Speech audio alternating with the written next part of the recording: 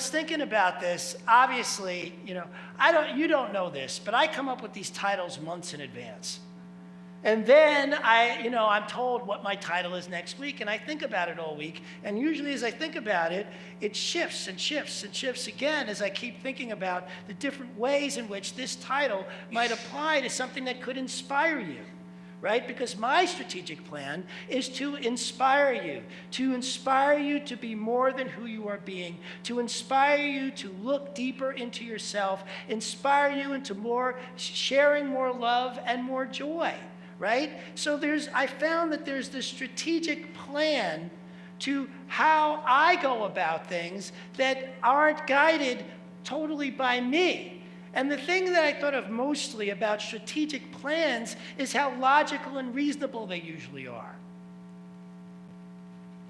Our teaching is not complicated, but we are. And it is because we are complicated that we need class after class to explain to us something that's incredibly simple so that it works into the way we see life, which is very different. The way I see life is different from the way you see life, is different from the way you see life, is different from the way you see life. And so we got these gigantic books, right? The Science of Mind textbook is like this thick. Troward, he writes these sentences that go on for days. And because he's trying to explain something in incredibly logical, strategic terms so that those of you who are logical and strategic can get it. So the spiritual strategy is for us all to rise. And, that being the intention, and the strategy is whatever it takes to make that happen. Right? To make us do more, to see more. So, for me, I see life very magically. A lot of people don't. They see life more logically and reasonably and want to know how it works that way. For me, for those of us who see life more magically, this teaching actually is easier. Because we go along with that kind of something miraculous is going to happen anyway. Right? The more we believe. So, for instance, last night, I needed to get my car charged because I got a car that can go 80 miles and then it needs a new charge. So it needs to get charged fairly often. And so it's Saturday night. I had forgotten to get it charged earlier. Go figure. And so now it's late at night and I need to go get my car charged. And I know that my life works magnificently. That I don't know how this is going to turn out. But I have come to know more and more to trust, to surrender to the greater good that happens for me when I don't have a picture of how that's going to turn out. A picture would be that I'm going to the library and there's going to be an open charging spot for me and I'm going to pull in and that's going to be great. But I have found in terms of being specific that the specificity I want to look for is simply that my car gets charged. And it gets charged at the perfect and right time so that I get to be everywhere I need to be. I mean, even the greater specificity, I'm sure I'm not getting that word out right, is that I simply get to be wherever I need to be at the perfect and right time. I get to be there. So it doesn't even matter whether the car is charged or not. Right? So I get there, and sure enough, the only spot open is to a charger that's broken. All it's doing is going red. I'm like, okay, but I know somehow this all works out, but before I go try something out, let me go play with the buttons on the thing. I don't know what'll happen, but it's got buttons, so I'm going to go push them. Of course you are. Of course I am. So I get up and I go push the buttons, and sure enough, the thing turns green. I don't know what I did, but all of a sudden it's green. I'm going, see that? My life really works. Miracle! Got the plug in my car. It got charged, no problem. And I just noticed that kind of stuff happening for me more and more all the time as I relax into the fact that I don't get upset when things don't look like the way I want them to look like. I want you to know, in terms of being specific, when I was looking for my next bride-to-be, I wasn't sitting there going, she's gray hair with brown eyes, lives in Los Angeles, has 2 kids. No, I wasn't doing that. But I was very specific. I was very specific. I wanted somebody with deep compassion. I wanted somebody who knew how to love fully. I wanted somebody who shared an interest in some of the things I cared about in the world, like consciousness itself, so that we could deepen with each other into that. I was very specific about that. I wanted somebody who sexually and sensually excited me more than I'd ever been excited before. That's what I wanted.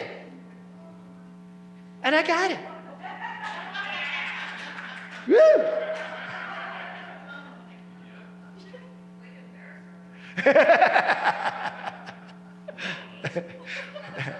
We're all family here. Come on. Even you guys out there, come on. The key here is, it is good to be specific, but don't be specific in a way that will limit your good. And unfortunately, when we are logical and reasonable, we tend to limit our good because we see through the eyes of reasonableness. I hear people talk reasonably all the time. Well, I can't do this and this because I don't have time or money for both or whatever. And I'm going, well, that's a great way to limit your good or limit what's possible. Now, maybe it's not time to do both. Maybe it's not for you to do both.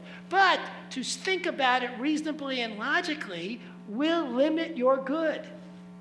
Strategically, you want to make sure that spiritually, strategically, you are putting yourself in a position where you are not limiting your good.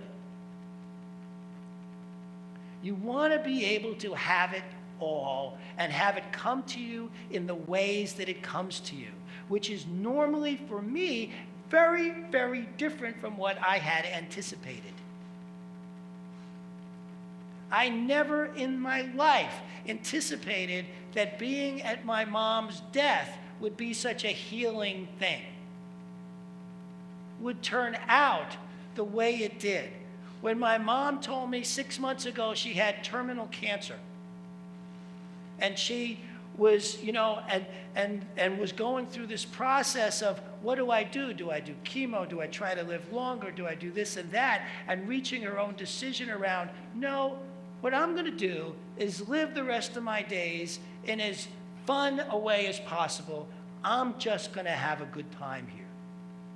And then she goes, because that's where her specificness was. She got to do that. She flew around the country. She went and visited people. She wanted to see one last time, had a really good time, gets home, dies 2 days later, after 5.5 months. Didn't suffer hardly at all. Boom, boom, boom, done. That was her strategic plan. She didn't know how it was going to come about. She just went about taking each day at a time, doing what was hers next to do. The best spiritual strategic plan you can have is look at what's next and make sure that what you're doing next is what your higher self is urging you to do. The best spiritual strategic plan you can have is looking at what's the next thing I can do to open my consciousness even more, to become even more aware.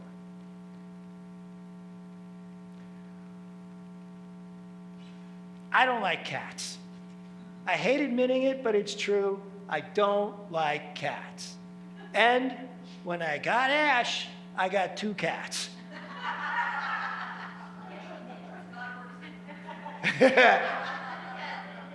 These cats call on us, they're always on us, they want to be petted, they don't leave you alone. Now, one of the things that I have stated, Ash and I do in our relationship is we put aside as often as we can, and at least a few times a week, an hour of quality time that we have just the two of us being with together.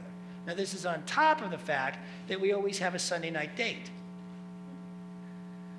For 5 years, I have made it that if we have quality time, the cats are not allowed to be part of that. It's our quality time. Yes. And have spent a good deal of that hour of quality time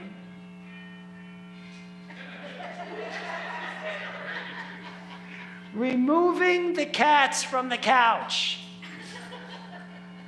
They jump up, I put them down. They jump up, I put them down. This is distracted from the quality time that Ash and I could be having, because I'm spending all the time on the cats. Resistance, right? Resistance. And so I finally noticed this resistance after 5 years and go, what am I doing? What am I doing? Fighting these guys, girls, who just want to come up and be loved on and, share in the love fest that Ash and I have when we do our quality time. So I guess it was a week ago Monday. I finally, after 5 years, said, all right, the cats can be on the couch when we're having quality time. Now, here's the most interesting part about that. Something in here relaxed as I let go of that resistance. I let go of a tension I didn't even know I had. Strategic planning. The spiritual strategic plan was these cats were going to bug me until I finally stopped resisting them. You might want to look in your own life and see what's bugging you that you're resisting. Because what I'm noticing is everything I see that I resist creates a tension in me that and some of these tensions I've carried so long, I didn't even know were going on. But now that I'm aware, right? The next layer of awareness, 2 weeks old. But that's how it works, right? We take our next step. Then we take our next step. Then we take our next step. And so now my personal next step is looking at what's my next resistance. What am I still resisting? Because what I notice is every single time I find something and I stop resisting it because I had a really good reason for doing it. And I promise you that whatever it is you're resisting, you have a really good reason for resisting it. Something solid in your head that says, I have a right to resist this. I have a right not to have this in my life. I hear people all the time, I'm staying away from toxic people. Well, I'm not saying that that's a bad thing, but if you're doing it in a way that has you putting up boundaries and resistance, then you are creating tension. Whereby instead, what I've noticed is toxic people don't hang around me very long. They tend to go away, simply by me being me. They can't hang around when you are so solidly yourself, when you are so strongly rooted in who you are. Each of you is an incredibly powerful, creative spiritual being. These are not just words we throw out around here. These are truths. These are absolutes. You are a powerful, creative spiritual being, and the more authentic you get, the more you stand strong. Toxicity can't even bother you. It has to go around because you are a solid piece of ground. You are a solid piece of God. You are a solid piece of spirit if you don't like the word God, if you resist the word God. Whatever it is that's going on, forget trying to put boundaries out here. Get stronger here.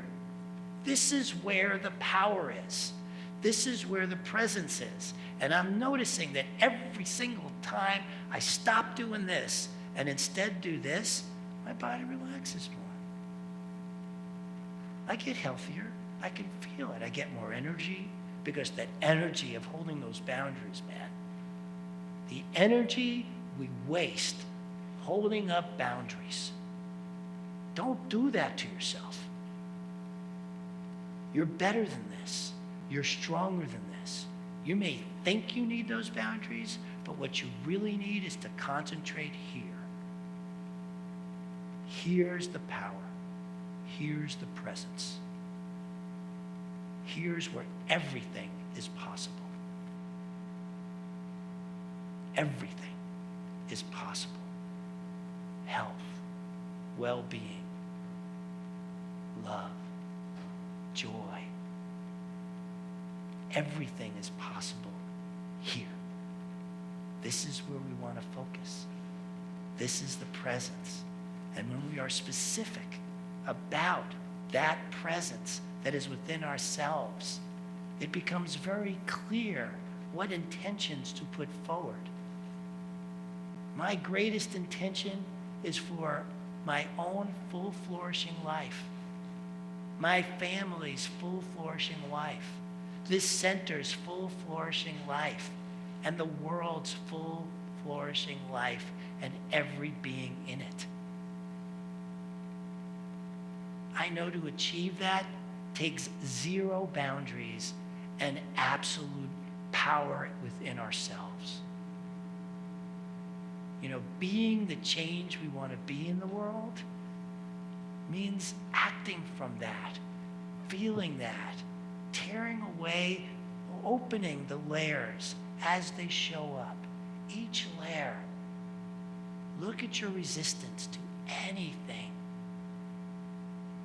It's an energy drain on you. The power is here. Toxic people don't come around me very long. They may pass by, but they never stay because of the power here. Be that kind of person. Not the kind that has to worry about that, but the kind that knows that that can't even enter my life, not for very long, because of who I am. I'm a stand for love. I'm a stand for compassion, for kindness. This is what's possible in my specificness. Didn't even try that other word. This is what's possible in our spiritual family. This is what's possible when we are all here together. We get to grow in our awareness of the power that is here, that is there, that is there, that is there, that is there. Each one of us standing in that power that then flows out with those of like consciousness, those of likeness, of beingness. And that's what can grow, and that's what we've got, and that's what we can be together. Something beautiful is happening here in this planet. Something beautiful is happening with those of us who are finding the lack of necessity around borders and the strength that comes from being within. There is a power and a presence that's growing all over. There are so many of us now, and it continues to open as we are willing to open. Know your strength. Know your power. Know who you are. And let that be your stand in the world. I love you. Well, all right. Lori, come on down. What'd you think? I didn't remember? Thank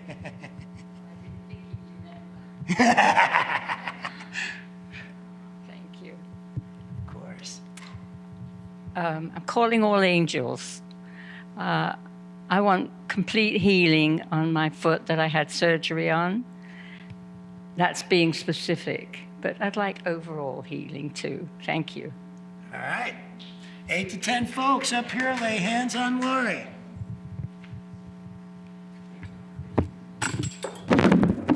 Oh!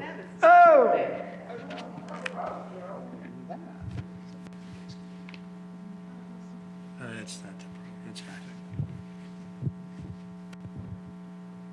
not. All right. So as always, we start within ourselves. Take a deep breath. Close your eyes and feel your healing power within your own heart.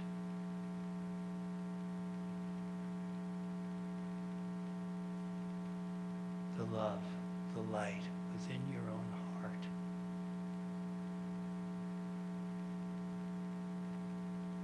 And let that energy expand to where you feel it within your whole body, every part, healing, loving light.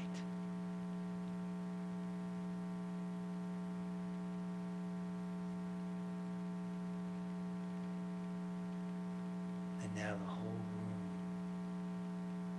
all the healing, loving light. Feel it. It's powerful.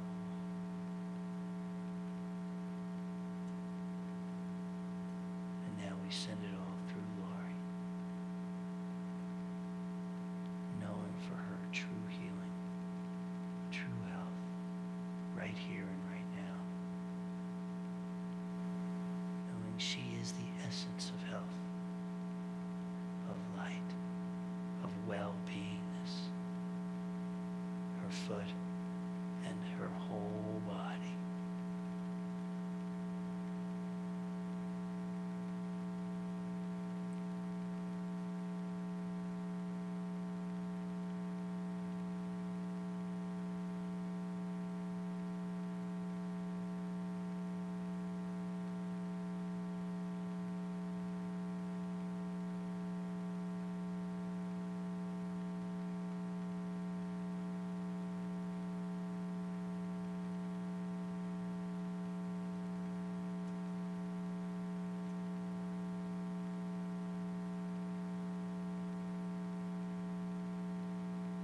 And I am so grateful for the power and presence of our spiritual family.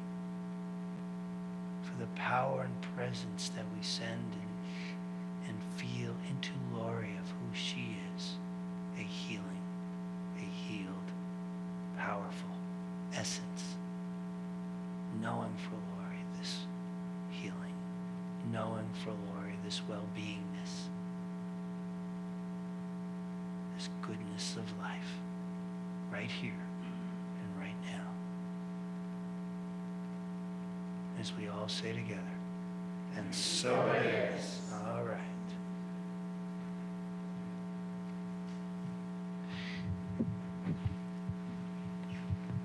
It's the clip. Clip broke.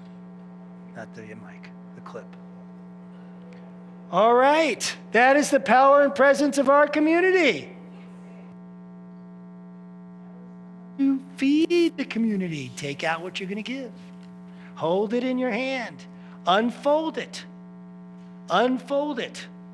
Whether it's $1, $10, $100, $1,000. Deeds of property. Diamond mines. Gold mines. Hold it in your hand. If you're online there, click on that donation button. Hold that button in your hand as we say together, God is the source of all supply. Money is God in action. What I give, I receive multiplied abundantly. All that God is, I am, and so it is.